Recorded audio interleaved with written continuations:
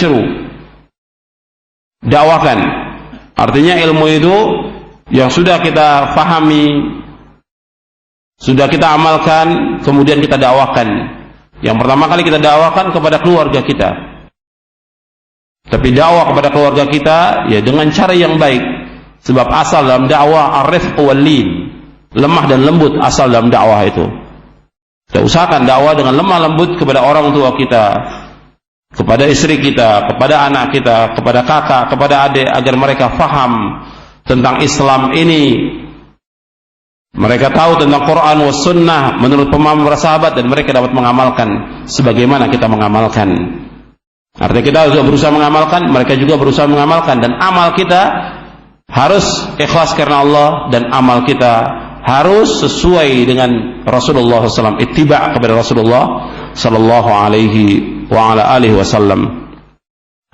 Ikhwan fillah, a'azakumullah, itu adab yang disebutkan oleh Imam Ibnu Abdul Barr dalam kitabnya Jami' Bayan al-Ilmi wa Fadlih, yang dinukil dari perkataan Imam Sufyan Ats-Tsauri dan Imam Abdullah Ibn al-Mubarak rahimahumullahu jami'.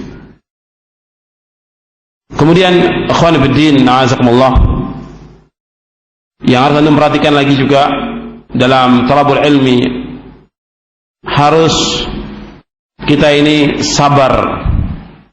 Dalam talabul ilmi tidak boleh isti'jal, tidak boleh terburu-buru, sabar. Daurah kita alhamdulillah insyaallah diadakan selama 3 hari. Dari mulai pagi tadi sampai insyaallah Senin sore. Antum sabar, jangan terburu-buru. Sabar supaya antum bisa mendapatkan ilmu yang bermanfaat. Dan ini belum seberapa kalau dibandingkan para ulama terdahulu. Para ulama terdahulu untuk mendapatkan ilmu syar'i mereka berjalan siang dan malam untuk mencari satu hadis. Dan tidak seperti ini, ada tempat yang enak, makan disediakan. Zaman dulu sulit. Mereka mau berjalan untuk ilmu, mereka harus bawa bekal. Dan perjalanan tidak gampang seperti sekarang ini. Di saat musim panas lebih dari 40 derajat. Di saat musim dingin ya kurang dari 0. Tapi mereka tempuh perjalanan itu karena mengharapkan wajah Allah SWT. Mereka belajar, tidak lelah, tidak letih. Terus mereka berjuang untuk mendapatkan ilmu syar'i sampai Allah abadikan mereka. Artinya Allah menyebutkan tentang keutamaan mereka, kemudian juga para ulama menyebutkan tentang mereka dalam kitab-kitab siyar. Biografi para ulama bagaimana kita lihat?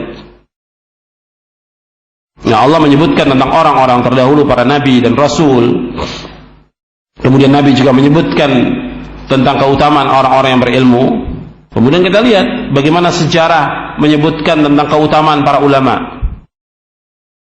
Anda bisa baca dari mulai imam-imam al-hadis, ya, Imam Ahmad, Imam Bukhari, Muslim, Abu Dawud, Tirmidzi, Nasai, Ibnu Majah, bagaimana perjuangan mereka untuk bisa mendapatkan ilmu itu.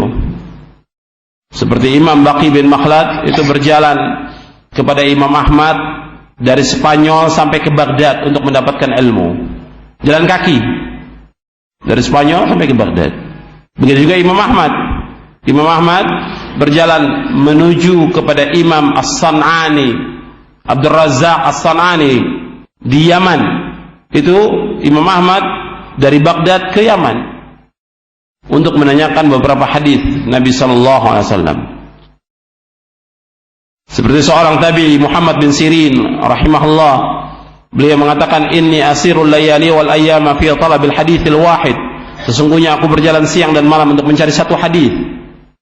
Berjalan siang dan malam untuk mencari satu hadis. Sekarang ini Allah sudah mudahkan semuanya. Tidak seperti zaman dahulu, harus naik keledai, naik onta, atau naik kuda. Dan perjalanannya 1 bulan perjalanan menempuh dari satu kota ke kota yang lain untuk mendapatkan ilmu syar'i. Kita sekarang Allah mudahkan semuanya. Maka manfaatkan kemudahan yang Allah berikan kepada kita agar kita mendapatkan ilmu yang bermanfaat. Kalau zaman dahulu orang bisa mendapatkan ilmu yang bermanfaat, mereka bisa hafal ratusan ribu hadis dengan sanadnya. Dan tidak ada lampu seperti sekarang ini, terang benderang begini, tidak ada. Tapi mereka terus berjuang dan sabar sampai mereka mendapatkan kemuliaan. Dan disebutkan oleh para ulama, tentang biografi mereka. Makanya antum berusaha semaksimal mungkin apa yang bisa kita lakukan untuk menuntut ilmu ini, kita menuntut ilmu. Jangan merasa lelah dan letih, dan juga jangan terburu-buru, harus sabar dalam thalabul ilmi ini, lama waktunya. Sabar sehingga kita bisa mendapatkan ilmu syar'i. Di samping kita berdoa dan kita terus berusaha untuk belajar untuk bisa mendapatkan ilmu syar'i. Kemudian ikhwan fiddin, a'azakumullah, menuntut ilmu syar'i ini terus sampai kita diwafatkan oleh Allah. Dari mulai sekarang sampai kita diwafatkan oleh Allah, tidak boleh kita berhenti menuntut ilmu syar'i. Terus, dan itu merupakan kemuliaan orang-orang yang menuntut ilmu syar'i dan orang yang paling bahagia di muka bumi ini. Kemudian ikhwan fiddin, azakumullah, kita selama menuntut ilmu syar'i ini, malaikat meletakkan sayapnya ridho kepada orang-orang yang menuntut ilmu. Nabi bersabda, innal malaikata la tada'u ajnihataha ridan li talibil ilmi. Sesungguhnya malaikat meletakkan sayapnya ridho kepada orang-orang yang menuntut ilmu syar'i. Hadis ini diriwayatkan oleh Imam Abu Dawud, Tirmidzi, Ahmad dan Darimi. Kemudian dalam riwayat Imam Ahmad, Imam Nasa'i dan Ibnu Majah dengan sanad yang hasan, ketika Safwan bin Assal berkata kepada Rasulullah SAW, kata Safwan, ya Rasulullah, inni ji'tu atlubul ilma.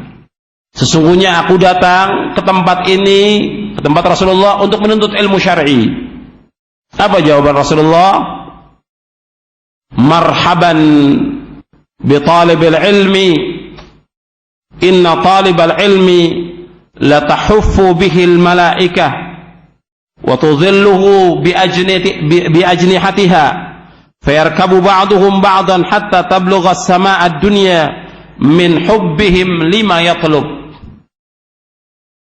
Kata Nabi kepada orang yang datang untuk menuntut ilmu, marhaban bi talibil ilmi, selamat datang bagi orang-orang yang menuntut ilmu syar'i. Sesungguhnya orang yang menuntut ilmu syar'i akan dikelilingi oleh malaikat, dikelilingi oleh malaikat, dan akan dinaungi oleh sayap-sayap malaikat. Karena malaikat itu bersayap, 22, 33, 44. Seperti disebutkan dalam surah Fatir. Dan malaikat Jibril Nabi pernah lihat dengan 600 sayapnya menutup langit. Jadi malaikat akan menaungi dengan sayapnya orang-orang yang menuntut ilmu syar'i. Dan mereka menyusun, artinya mereka naik sebagian kepada sebagian yang lain sampai kepada langit dunia. Kenapa? Karena mereka cinta dan senang kepada orang-orang yang menuntut ilmu syar'i. Hadis ini diriwayatkan oleh Imam Ahmad dalam musnadnya di juz yang keempat. Diriwayatkan juga oleh Imam Ibnu Majah dengan sanad yang hasan. Dan orang-orang yang menuntut ilmu syar'i, ikhwan fiddin, azakumullah, di samping yang tadi,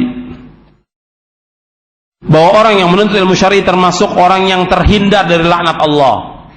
Terhindar dari laknat Allah. Dunia ini dan seisinya dilaknat oleh Allah, kecuali orang-orang yang menuntut ilmu syar'i.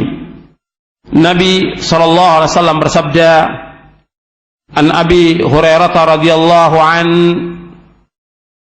qala Rasulullah sallallahu alaihi wa ala alihi wasallam, inna dunya mal'unatun mal'unun ma fiha illa dzikrullah wa ma wala wa 'aliman wa muta'alliman. Rawahu Tirmidzi wa qala haditsun hasan. Dari Abi Hurairah